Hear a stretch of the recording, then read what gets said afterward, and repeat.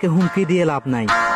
তোদের মতো দুই একটা কক্সবাজারের চকরিয়ায় অপহরণ করে বিয়ের ৮ মাসের মাথায় শ্বশুরবাড়িতে এসে উপর্যুপরি ছুরিকাঘাতে স্ত্রীকে খুন করার অভিযোগ উঠেছে শওকত হাসান মেহেদী নামে এক যুবকের বিরুদ্ধে।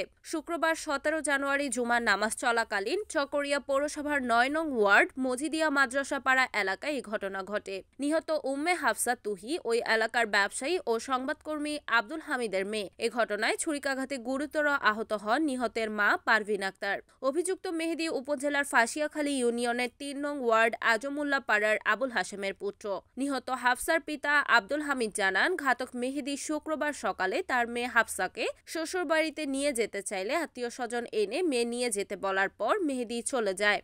পরে জুমার নামাজ চলাকালীন মেহেদী এসে হাফসা ও তার মাকে উপর্যুপরি ছুরিকাঘাত করে পালিয়ে যায়। নামাজ শেষে এসে তাদের আহত অবস্থায় দেখে হাসপাতালে নেওয়া হলে ডাক্তার হাফসাকে মৃত ঘোষণা করেন। গুরুতর আহত হওয়ায় তার স্ত্রী পারভিনকে চমেক হাসপাতালে রেফার করা হয়। চকরিয়া থানার ভারপ্রাপ্ত কর্মকর্তা মোহাম্মদ মঞ্জুর কাদের ভূঁইয়া বলেন, ছুরিকাঘাতে হত্যার ঘটনায় লাশ উদ্ধার করে ময়নাতদন্তের জন্য কক্সবাজার সদর হাসপাতালের মর্গে এবং ঘাতক মেহেদীকে কয়েক ঘন্টার মধ্যে অভিযান চালিয়ে লামা থেকে গ্রেফতার করা হয়।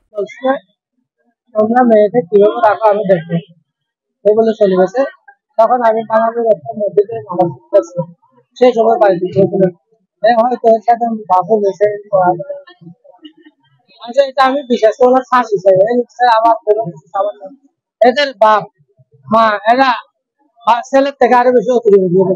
আমার মেয়ে যখন একদিন মানে কি ওই যে মাসিক হয়েছে, তখন সকালে যখন কাজ করতে পারে নাই, তার মেয়ে বাপের বিচার দিছে।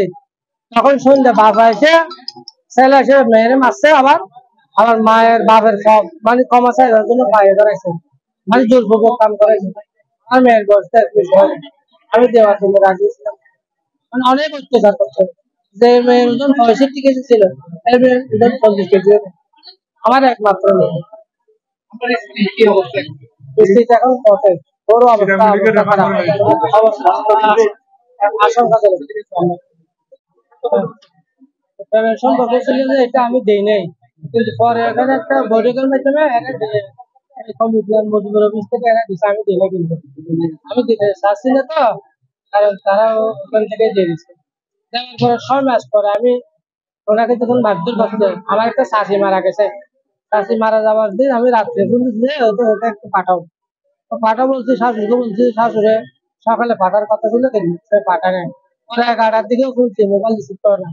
পরে ৩টার দিকে এখানে একটা তাদের একটা সর্দার ছিল আব্দুল হাকিম, উনি আমাকে ফোন দিয়ে বলছে তোমার এখানে তো তোমার একটা মারা হয়েছে। পরেও আবার সন্ধ্যা আমার সাথে দেখা করছে, মেয়ে বাচ্চা চাচ্ছে না। তো আমি বলছি কিভাবে আমার মেয়ে দাদি মারা গেছে, ওকে আসতে পারবো।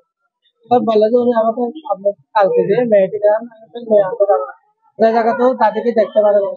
পরে ১ সপ্তাহ পরে যখন মেয়ের মারছে আবার, তখন আমি তাদের সাথে কথা বলে দিয়ে নিয়ে আসছি। নিয়ে আসার পরে সে আবার বলে ২ দিন পরে ওনাকে দিতে হবে। আমি বলছি ২ দিন পর দেবে না, ৬ মাসের মধ্যে ২ দিন পর দেবে। আমি বলছি মারলে করবে।